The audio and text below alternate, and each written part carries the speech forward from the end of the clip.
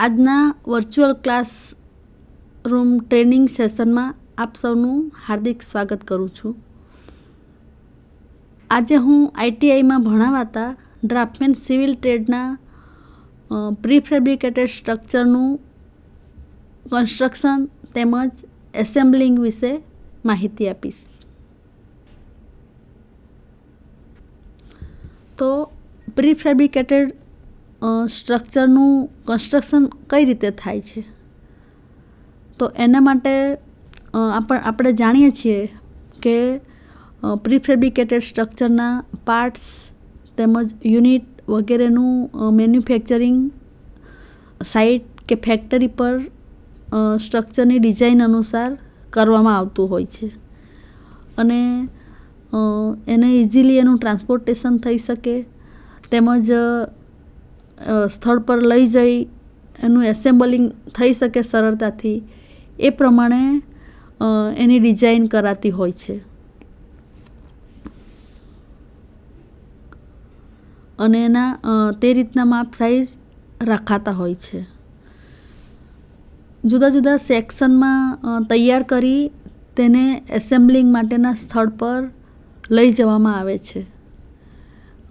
સામાન્ય રીતે આપણે સાદા કન્સ્ટ્રક્શનમાં જોઈએ તો બિલ્ડિંગ કન્સ્ટ્રક્શનમાં ઈંટ, રેતી, કપચી, ટિમ્બર કે સ્ટીલ કે એગ્રીગેટ વગેરેનું સ્થળ પર જથ્થો એકત્રિત કરાતો હોય છે અને ત્યારબાદ એની પ્રોસેસ થતી હોય છે કે એનું કન્સ્ટ્રક્શન ચાલુ કરાતું હોય છે. ત્યારે આ પ્રીફેબ્રિકેટેડ સ્ટ્રક્ચરમાં એના ડિઝાઇન પ્રમાણે મેન્યુફેક્ચર થયેલા પાર્ટ્સ પ્લાન તેમજ ડિઝાઇન મુજબ એનું કન્સ્ટ્રક્શન કરાતું હોય છે.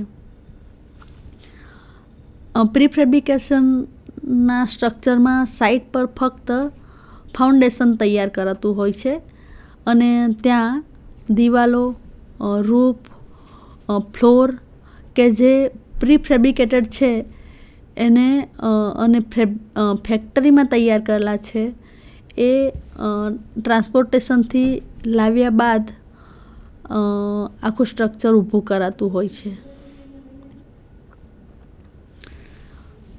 અને ઘણા મોટા સ્ટ્રક્ચર હોય તો તેના માટે ક્રેનથી એને સાઇટ પર ઉચકીને એનું યોગ્ય જગ્યાએ ગોઠવી નટ બોલ્ટ વડે એકબીજા સાથે જોડવામાં આવતા હોય છે.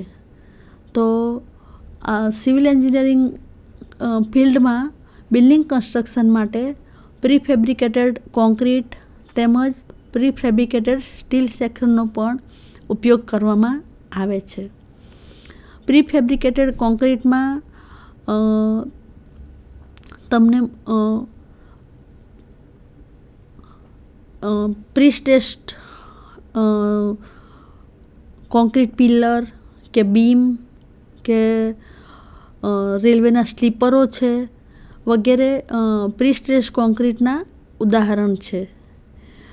અને કમ્પાઉન્ડ વોલ તેમજ એના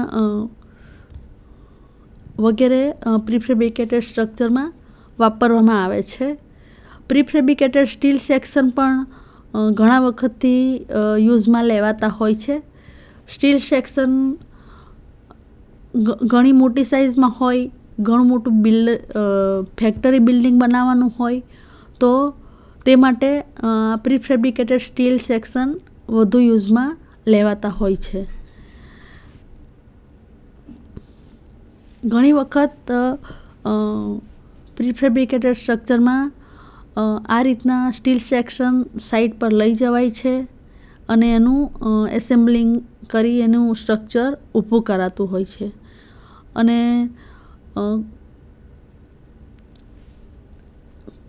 કોઈક અઘરી ડિઝાઇનનું હોય તો એના માટે સ્થળ પર જ ભીનો મતલબ તૈયાર કોલ લઈ આવાય છે અને એને મોલ્ડમાં ઢાળવામાં આવે છે અને એ રીતે એનું બન્યા પછી એનું ઉપયોગમાં લેવાતું હોય છે. સ્ટીલના પ્રીફેબ્રિકેટેડ સ્ટ્રક્ચરને ફેક્ટરીમાં તૈયાર કરી જે તે સાઇટ પર પહોંચાડાય, એથી કરીને સાઇટ પર સ્ટીલ સેક્શનનું વેલ્ડિંગ, કટિંગ વગેરેની કામગીરી કરવી પડતી નથી હોતી. અને આમ એ ખૂબ સલામત તેમજ સસ્તી પદ્ધતિ છે. પ્રીફેબ્રિકેશનમાં થર્મલ ઇન્સ્યુલેશનવાળા દિવાલો, બારીઓ, દરવાજાઓની ફ્રેમ, ફ્લોરિંગ તેમજ લાકડું કે પીવીસી કે એલ્યુમિનિયમની શીટ વગેરે મટીરિયલ યુઝ થતા હોય છે. અને એ રીતે પ્રીફેબ્રિકેટેડ સ્ટ્રક્ચરના પાર્ટ્સ તૈયાર કરાતા હોય છે. આ ટૉપિકમાં આપણે પ્રીફેબ્રિકેટેડ સ્ટ્રક્ચરનું કન્સ્ટ્રક્શન તેમજ એના એસેમ્બલિંગ વિશે જાણ્યું. તો આપ સૌનો હાર્દિક આભાર માનું છું.